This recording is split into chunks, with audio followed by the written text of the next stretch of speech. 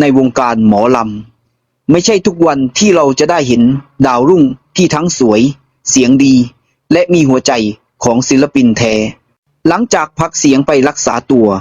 วันนี้อุ๋งอิ๋งเพชรบ้านแพงกลับมาพร้อมพลังเสียงที่ทำให้ทั้งเวทีต้องลุกขึ้นยืนปรบมือเสียงของเธอไม่ใช่แค่เสียงเพลงแต่มันคือพลังใจของแฟนหมอลำทั่วประเทศจากคลิปล่าสุดของช่องสาวน้อยเพชรบ้านแพงเผยวินาที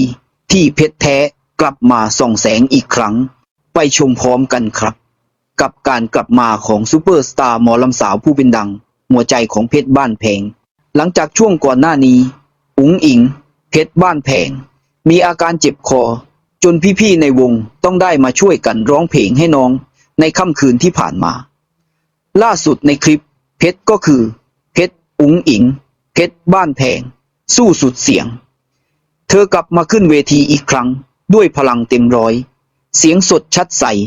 เรียกเสียงปรบมือและเสียงเชียร์จากแฟนคลับทั่วงานได้อย่างถล่มทลายผู้ชมจำนวนมากกล่าวเป็นเสียงเดียวกันว่าเสียงของอุ๋งอิ๋งกลับมาแล้วและยกให้เธอเป็นซูเปอร์สตาร์ดาวรุ่งอันดับหนึ่งแห่งวงการหมอลำขณะเดียวกัน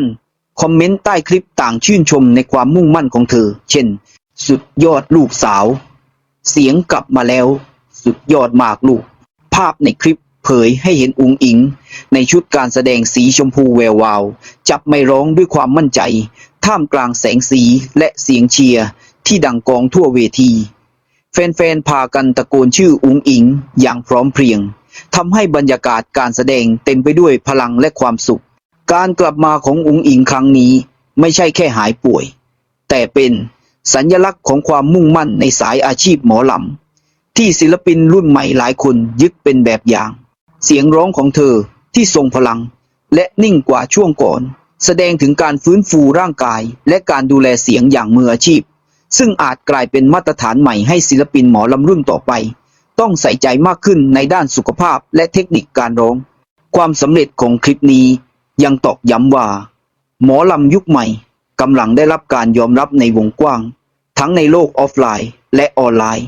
โดยเฉพาะการใช้ YouTube เป็นเวทีสื่อสารกับแฟนคลับทั่วประเทศการกลับมาของอุ๋งอิ๋งเพชรบ้านแพงในครั้งนี้ถือเป็นรีเทรนระดับซูเปอร์สตาร์ที่ไม่เพียงเรียกศรัทธาจากแฟนเพลงแต่ยังย้ำให้เห็นว่าพลังเสียงและหัวใจของหมอลำไทยยังคงสดใสและแข็งแรงบนเวทีทุกยุคทุกสมัยหลังจากที่น้องได้ไปหาหมอมาแล้ววันนี้เธอกลับมาแล้วอย่างสมศักดิ์ศรีบนเวทีสาวน้อยเพชรบ้านแพงเสียงของอุ๋งอิ๋งเพชรบ้านแพงก้องกังวานอีกครั้งด้วยพลังเต็มร้อยและความมั่นใจที่ทำให้แฟนคลับส่งเสียงเชียร์ลั่นงานคลิปล่าสุดในช่องสาวน้อยเพชรบ้านแพงเผยให้เห็นการแสดงสดของอุ๋งอิ๋งในชุดชมพูระยิบระยับเสียงร้องชัดใสทรงพลังจนหลายคนบอกว่าเพชรก็คือเพชรสมกับเป็นซูเปอร์สตาร์หมอลำอันดับหนึ่งการกลับมาครั้งนี้ไม่เพียงแต่เป็นสัญญาณของสุขภาพที่ดีขึ้นแต่ยังเป็นหลักฐานว่าหัวใจของศิลปินหมอลำรุ่นใหม่เต็มไปด้วยความมุ่งมั่นอุ๋งอิ๋งไม่ได้เพียงร้องเพลงแต่เธอกำลังสร้างแรงบันดาลใจให้ศิลปินรุ่นต่อไปและตอกย้ำให้รู้ว่าเสียงของหมอลำไทยยังส่องแสงเจิดจรัสบนเวทีทุกยุคทุกสมัยและนี่คืออีกหนึ่งภาพแห่งความภาคภูมิใจของวงการหมอลำไทยอุ๋งอิ๋งเพชรบ้านแพงดาวรุ่งผู้เปล่งประกายด้วยหัวใจของศิลปินแท้ทีมข่าวบ่าวบุ๋มหมอลำนิว